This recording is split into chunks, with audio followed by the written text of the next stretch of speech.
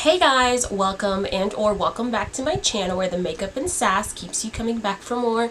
Today the video is going to be a really quick get ready with me full on glam video where I show you guys how to get this wonderful super bright colorful look here.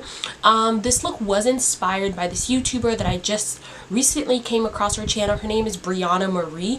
I don't know how I never found her before, but she has completely changed my life, completely inspired me to really step out of my box with eyeshadows and really start exploring with colors. So this look is like paying in homage to her because I just absolutely love her work. I don't think I'm anywhere near her level because she just does magnificent work, but you know, I did try my best nonetheless. This is just really beautiful. I did use the JaclynHill Morphe palette. This has literally been one of my favorite palettes since last year. I absolutely adore this to get this wonderful amazing look here, and just so happens I have this little outfit that goes with it.